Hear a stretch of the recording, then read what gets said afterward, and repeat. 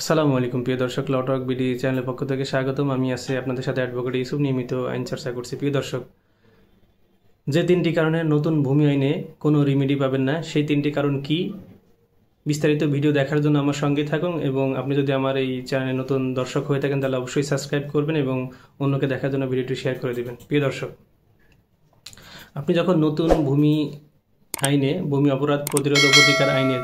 যখন ডিসি কোর্টে আপনি মামলা দায়ের করবেন, কোনো অ্যাডভোকেটের মাধ্যমে আপনি উপস্থিত হয়ে দরখাস্ত দাখিল করে এবং আপনার প্রয়োজনীয় যেসব কাগজপত্র আছে সেই সব কাগজপত্র দাখিলের মাধ্যমে কিন্তু আপনি যখন ভূমি অপরাধ প্রতিরোধ ও প্রতিকার আইনে ডিসি অফিসে বা এডিএম কোর্টে মামলা দায়ের করবেন, তখন কিন্তু এই তিনটি কারণে কিন্তু আপনার যেই প্রতিকারের প্রার্থনা করেছেন সেটি কিন্তু বিজ্ঞ ডিসি অফিস বা ডিসি আদালত আপনার মামলাটি খারিজ করে দেবে। প্রিয় দর্শক, তিনটি কারণের প্রথম কারণটি হচ্ছে, যদি কোনো কারণে আপনি যেই সম্পত্তি বা যেই জমি থেকে আপনি বেদখল হয়েছেন সেই জমি বা সেই সম্পত্তি নিয়ে যদি কোনো দেওয়ানি আদালতে মামলা থাকে, তাহলে কিন্তু আপনি ডিসি কোর্টে মামলা করলে সেই মামলাটি খারিজ করে দিবেন। প্রিয় দর্শক, দ্বিতীয় কারণ হচ্ছে, আপনি যখন বা বিবাদী যদি আপনার বিরুদ্ধে, যখন আপনি যার বিরুদ্ধে মামলা করছেন সে যদি আপনার বিরুদ্ধে কোনো দেওয়ানি আদালতে মামলা করে, তাহলে কিন্তু আপনার